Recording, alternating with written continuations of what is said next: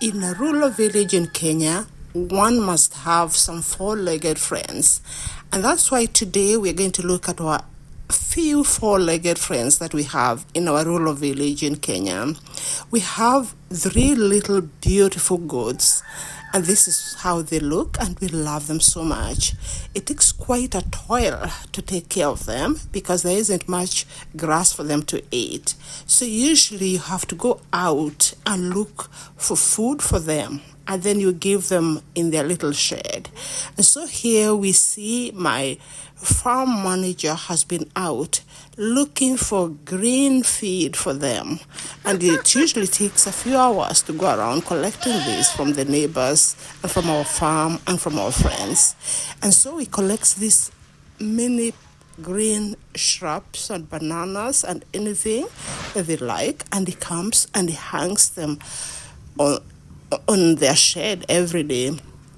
This takes quite some time, and it's a bit of a job for them that work in the farm. So you might wonder what people do in the farm the whole day. And this is some of the chores that they take every day, feeding the animals as they take care of the farm. So here you can see that he is actually arranging the feed for them. We also have a four-legged friend called Tom, the dog, the beautiful brown dog that we have that keeps us company. And so these are our friends. You can see that they're looking through their little window, waiting for their food, and it's coming. So let's watch and see how the day will go on and see what we actually do in our farm, in our rural farms. These are really not really big farms. They're just little pieces of land, you can say that, because you can only keep very few goats or cows or whatever you want to keep. So you can't keep so many, just a few. But it's usually a tradition to keep all these animals more like pets or like friends, or they just love to keep them. So let's watch and see how the day goes on for this person who works in our farm, and see how his day goes on with the four-legged friends.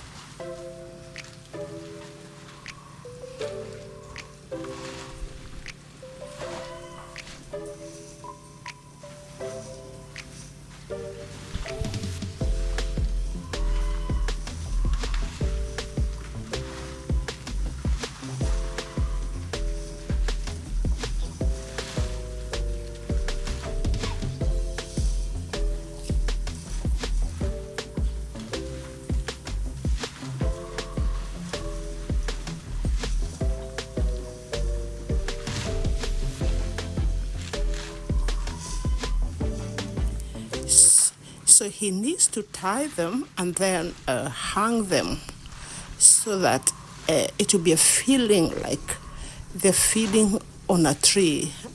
This is why you hang them a bit high. So for the goat, it's more like a natural tree that they're climbing and eating, because this is what they would be doing in the wild if they were eating in the wild. They like to climb a little and eat from the top. They also eat grass from the floor, but the goats love to actually climb and pick from a higher ground, and that's why you see that he puts that height. So from the inside, they will be eating it like a tree, like they're just picking leaves from a tree, which is very wonderful that you can create this sort of normal eating feeling for the animal, which is very good.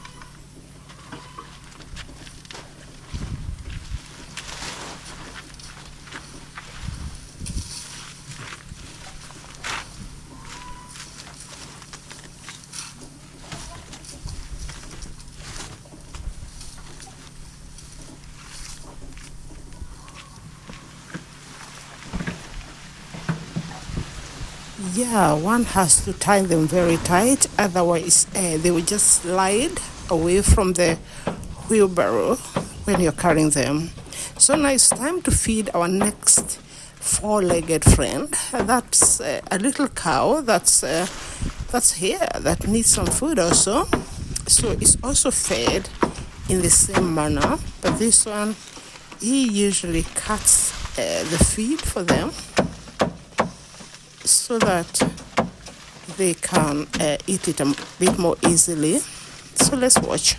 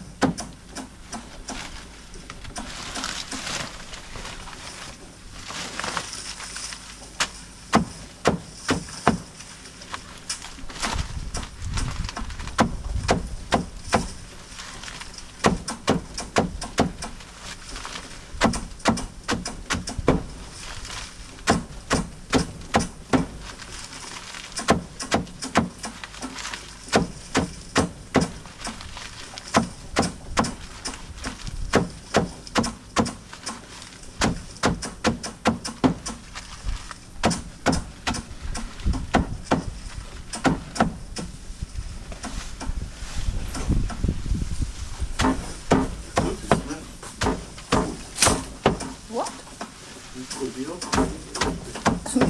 Cookie, I'm only boiling.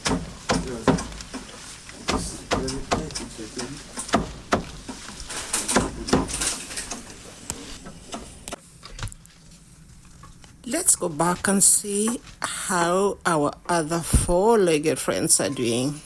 Let's see how they're eating their feed. And here I am saying hello to them, and they're really scared.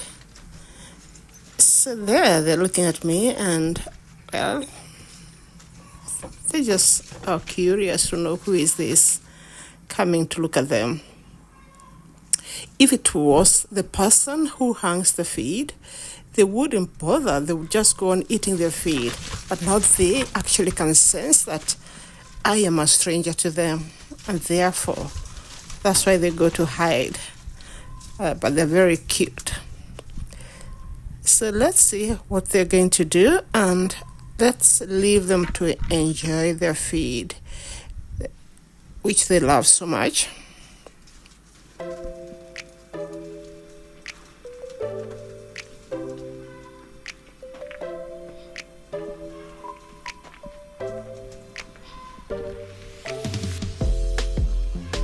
Okay, bye-bye.